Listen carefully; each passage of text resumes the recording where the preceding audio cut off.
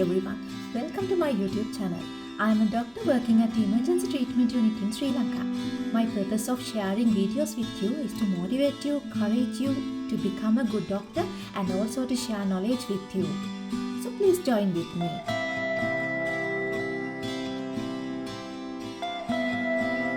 This video is special for the ordinary level students in Sri Lanka. Here I am trying to explain you about the heart and the circulatory system in a very simple way.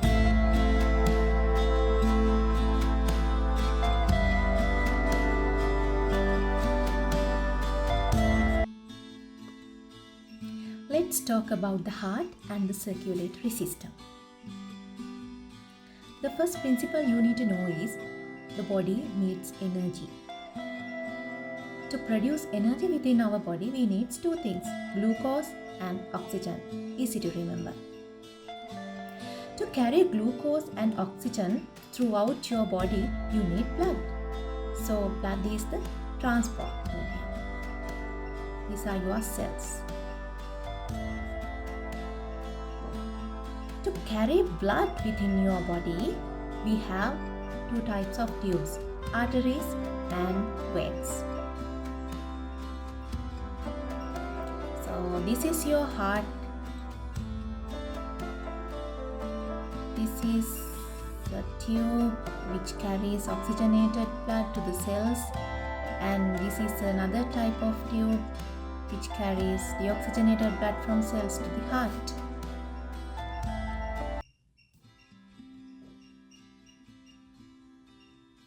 And there are two circulatory systems in your body.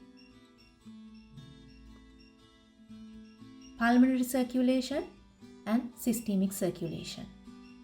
Remember, always pulmonary means your lungs. Heart sends deoxygenated blood to the lungs, and oxygenated blood will be sent back from the lungs to the heart. Then the heart will distribute oxygenated blood to the several vital organs. From those organs, again, veins carries the oxygenated blood to the heart. So this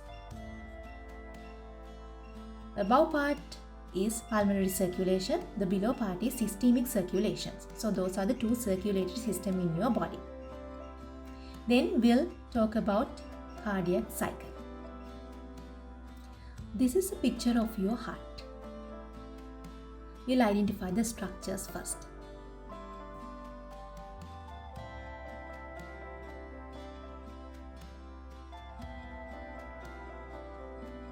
There are four chambers in your heart. This one is right atrium, left atrium, right ventricle, and the fourth is left ventricles. Easy to remember, right, left, above are atria, below ones are ventricles. Then you have several arteries and veins connected to the heart. The above is superior vena cava, lower one is inferior vena cava. This is the aorta, largest artery in your body. This is pulmonary artery.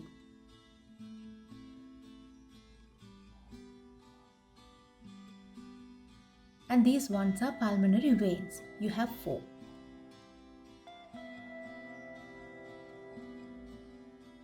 Then you have valves in your heart. This is tricuspid valve separating your right atrium and the right ventricle. This is mitral valve separating left atrium and the left ventricle. Another two valves. This is pulmonary valves, kind of a semilunar valve.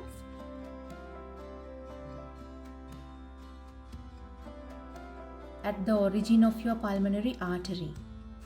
This is aortic valve at the origin of your aorta.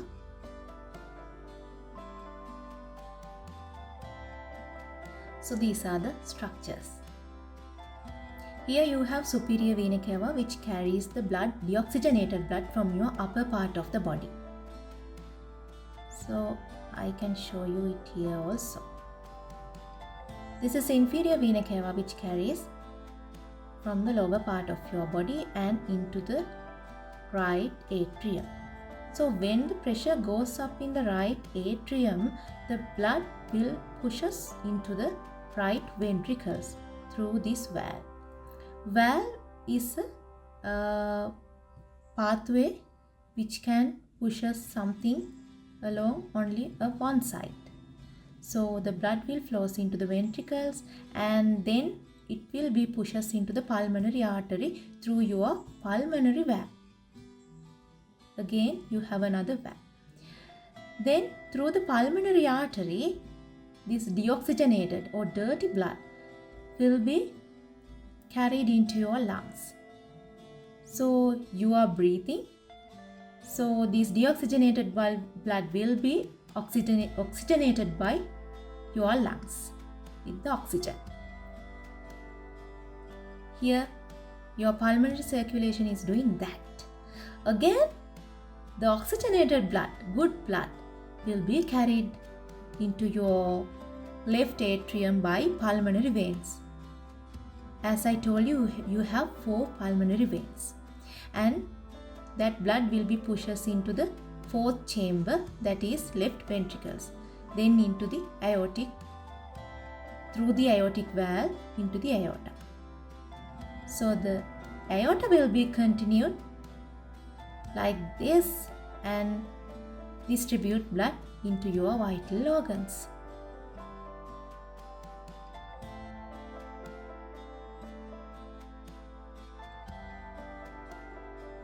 So cells take up blood and deoxygenated blood again sent back to the SVC and IVC to carry into your right atrium. So this is a circle.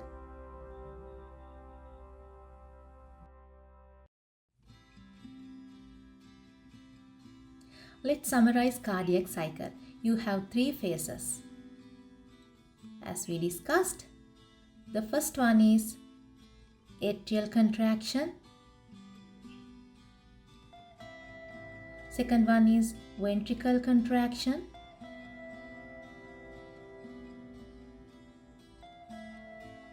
Third one is atrioventricular relaxation.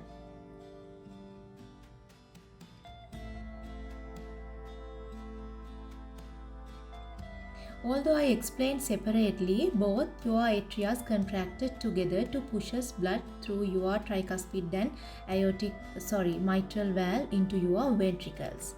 So that is atria contraction. Then the both ventricles also contracted in the same way to push blood into the pulmonary artery and the aorta in the same time. That is ventricular contractions. And as we all need to rest, atria and ventricles also need to rest. So they are having some seconds to relax. That is AV relaxation. Let's talk about heart sounds. You may know there are 2 types of heart sounds, love sounds and the dub sounds. Love sounds, it's produced by the closure of your tricuspid and mitral valve. As you all know, now atria contracted together, so both tricuspid and mitral valve close together. Dub sounds is produced by the closure of pulmonary valve and the aortic valve. That too also close together to produce these dub sounds. So that is how your love dub sounds are produced. Then move on to the heart rate. Do you know about your heart rate, whether it is within normal range? So heart rate is the number of beats per minute your heart is beating. So in a normal person, it should be within 60 to 100 beats per minute. The mean value around 72. You can calculate your pulse rate like this.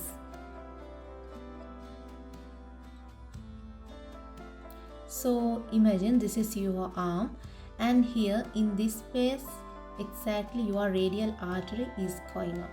So you can palpate here with your other hand and you will feel your pulse and count the pulse for 1 minute, and that is your pulse rate or the heart rate. Check whether it is within the normal range. Okay, let's move on to something very important to me, especially as a doctor. In an emergency treatment unit, I use these ECG strips to diagnose several diseases in patients. So this is known as ECG, which shows electrical activity of your heart. So there are some wave patterns here. This is P wave, QRS complex, and the T wave. So P wave is it shows you the atria contractions, and QRS complexes indicates ventricular contraction. T wave is atrioventricular relaxation. You can learn more about ECGs once you all enter into the medical faculty. Let's wish for the best. Then about the blood pressure. Okay, you may have seen doctors are writing blood pressure like this, including 2 values and millimeter mercury are the units. So this one is, the above value is systolic blood pressure, and the other one is, second value is diastolic blood pressure. The systolic blood pressure is the arterial pressure of your arteries, which is created by the ventricles when pushing blood into the arteries. So here, you know, your ventricles pushes into the pulmonary artery and the aorta, so aortic pressure will be goes up. That is your systolic blood pressure. So what is diastolic blood pressure? It is the arterial pressure when your heart is resting. So definitely it must be low. So that is why you have 2 values in your blood pressure reading. Okay, let's talk about something interesting. These are the diseases related to the heart. Some diseases. First one is atherosclerosis. Do you know about atherosclerosis? Actually, you may have heard about cholesterol. Atherosclerosis is due to atheroma formation within your arteries.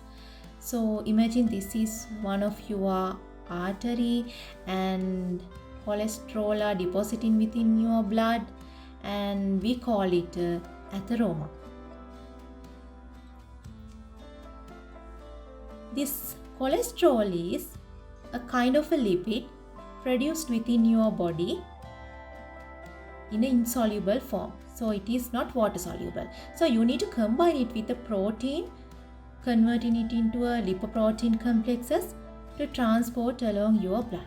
So there are 2 kinds of lipoproteins, LDL and HDL. LDL is bad cholesterol, HDL is good cholesterol. When the LDL amount is high, it will deposit in your arteries, forming atheromas like this. So your blood is trying to go in through your arteries, but very less amount is going forward. So the cells can take up only less amount of blood. Then you will end up with a chest pain.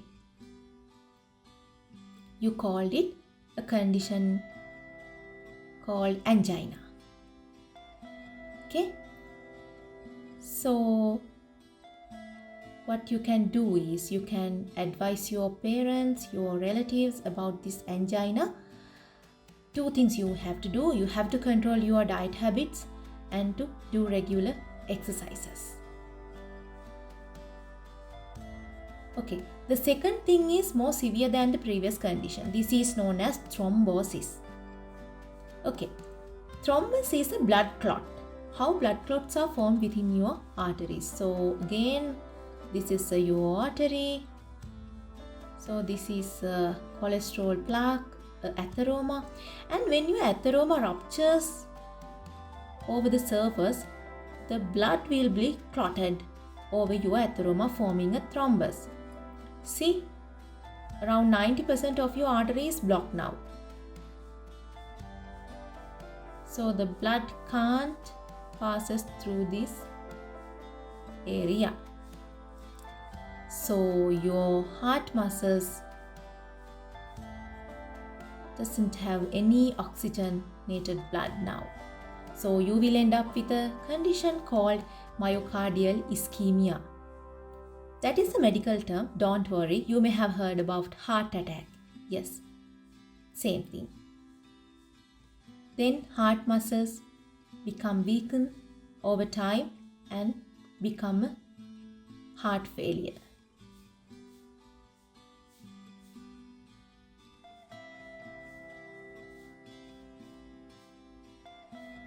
Third condition, this is a common condition, hypertension or hypotension. Hypertension means hyper means high blood pressure, hypo means low blood pressure.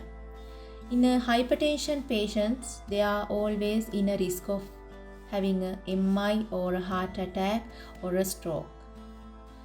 Hypertension patients, we can identify they will be end up with faintishness and come to your hospital. So that is the end of this video. Thank you for watching.